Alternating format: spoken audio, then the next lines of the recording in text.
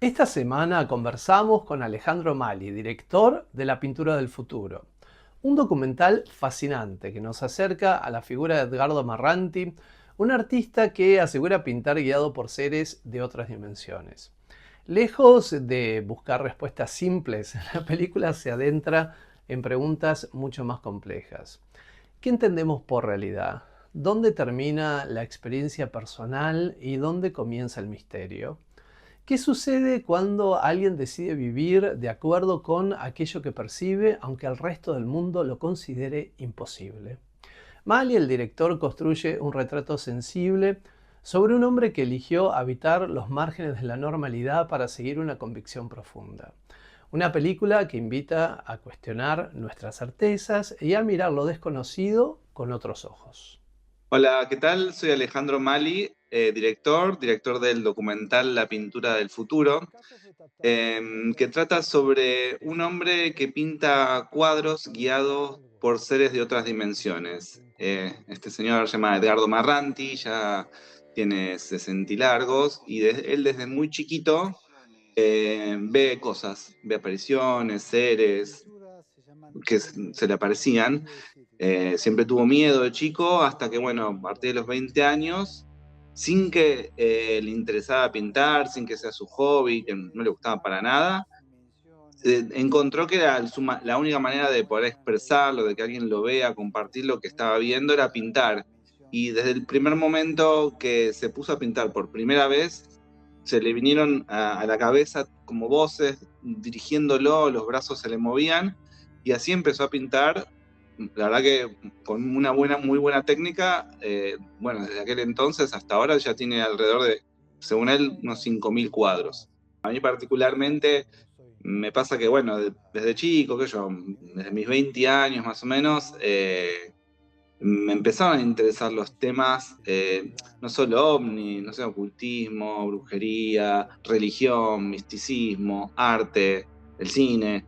eh, Porque, bueno, me interesaban mucho todas esas voces, esas expresiones que están como en los márgenes, ¿no? De la cultura o de los márgenes de la normalidad, porque, nada, tienen como un secreto, tienen una potencia, tienen otro color que conforma todo nuestro arcoíris del ser humano que, bueno, a veces nosotros estamos muy limitados por lo racional, por cómo es nuestra vida, por nuestras cuatro paredes, y me parece que esas voces, esas personas, esas expresiones tienen una pata, un ojo en otro lado, y nos revelan como nuevas perspectivas que realmente nos abren la cabeza de las posibilidades del ser humano.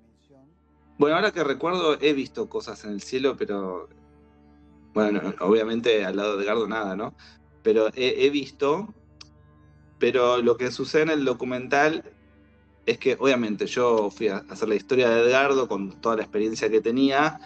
Yo quería estar con él y que pase algo, obviamente. Era lo que uno se puede imaginar de hacer un documental con una persona como él es, bueno, ve tanto, yo también quiero ver. No solo quiero ver, quiero filmarlo.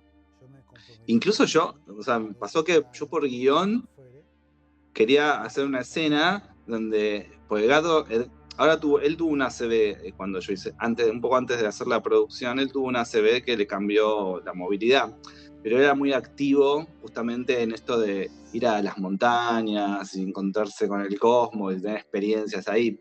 Entonces, al principio yo quería acampar con él y que sabía que algo iba a suceder. Bueno, él tuvo el ACV, entonces eso lo redujimos a una escena en un fogón y dije, bueno, a mí me gustaría que en esta escena aparezca un ovni. Y bueno, sucedió que cuando estábamos filmando esa escena, eh, el microfonista nos dice, che, hay mucho ruido, ¿tienen todos los teléfonos apagados? Y estaban todos los teléfonos apagados. Y empezó a entrar un ruido increíble, bueno, no se entendía de dónde venía. Y eso está en el documental, lo dejamos. Y después yo cuando volví a casa, pues esto fue en Córdoba, a ver el material, fui directamente, lo primero que quería ver era qué había pasado ahí, si había algo registrado. Y es un plano general y de repente veo que hay una luz que aparece entre los árboles, se esconde de vuelta y aparece. Así que bueno, tuve una experiencia y por suerte la pude filmar y bueno, está en el documental.